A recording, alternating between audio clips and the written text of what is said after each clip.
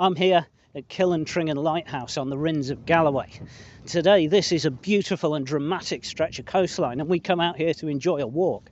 But for many people this has been a dangerous place. In the last 150 years more than 70 ships have been wrecked along this stretch of coastline. Today I'm going to tell the story of just a few of these. The victims who lost their lives and the heroes who saved many others.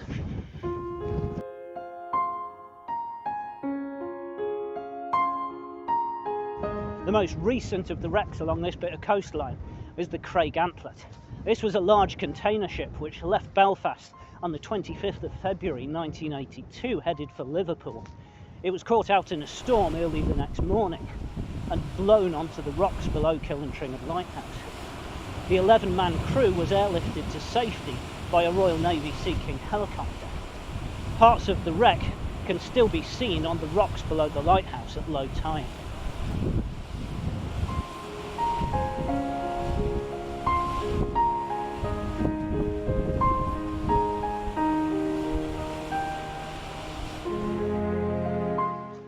This ruined building on top of the cliffs just outside Portpatrick is Portpatrick radio station. Today it's all automated, so the building is left empty, but for many years there were people stationed here listening out for distress messages from ships. It was a vitally important part of saving lives at sea and was perhaps never more important than during the sinking of the Princess Victoria in 1953.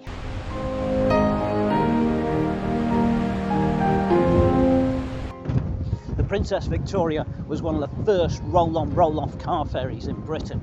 As such, it had sliding doors to allow the cars to drive on and off. It left Stranraer on the 31st of January 1953 despite a gale warning.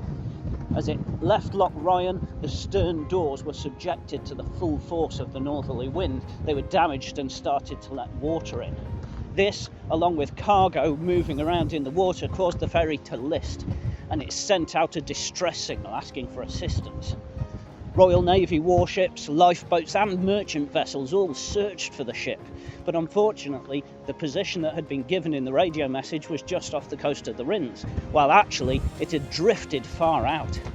It wasn't until the crew sighted the coast of Northern Ireland and were able to radio a new position that it was found. Of the 177 people on board, 135 lost their lives. On the rocks near to Portpatrick Harbour, there is a monument to those who lost their lives in this disaster.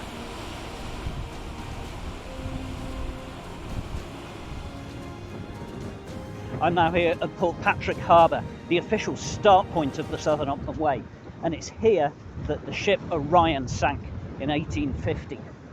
Launched just a few years earlier in 1847, it was one of the most advanced steamships in the world. It ran between Liverpool and Glasgow. On the 17th of June 1850 it left Liverpool, headed past the Isle of Man and up the coast of the Rhins. Hoping to get to Glasgow early, it kept close to the shore to avoid the fast tidal currents. Unfortunately, in the middle of the night in poor visibility, it struck the Ward Rock just outside of Portpatrick Harbour. When they launched the lifeboats that were on the ship, they found that they had covers that couldn't easily be removed and there were bungs missing from the drainage holes. Of the 200 people on board, 60 lost their lives. The captain of the ship was sent to prison for 18 months and the first mate, who had been in command when the ship struck the rock, was transported to Australia for 7 years. The lifeboat station in Portpatrick was first built in 1877 at the request of local residents. Over the years they've saved many hundreds of lives and continue to go out to vessels in distress to this day. If you'd like to make a donation to the vital work that is done by the RNLI, I'll put a link in the description below. I'm now out to the south of Portpatrick on the new Rhins of Galloway coast path. I'm near Dunstey Castle and it's here that our final story is set. In 1913 the steamship Daira broke down near to the Isle of Man. She was taken under tow, being taken back to Greenock for repairs.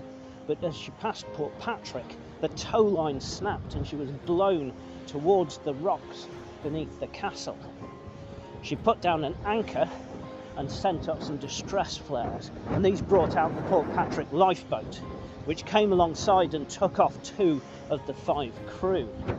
However, just at that point, the anchor chain snapped, and she was once again blown towards the rocks. The Portpatrick lifeboat swept in and managed to take the final 3 crew off the ship just as it was smashed onto the rocks.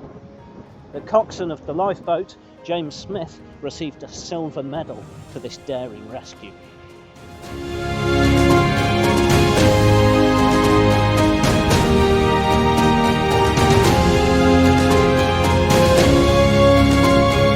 There are loads more stories about shipwrecks along this line of coast, including the amazing stories of the Portpatrick Rocket Brigade.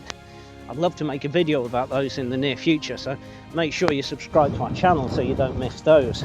Hope you've enjoyed this video. If you have, please do click the like button below, and thank you for watching.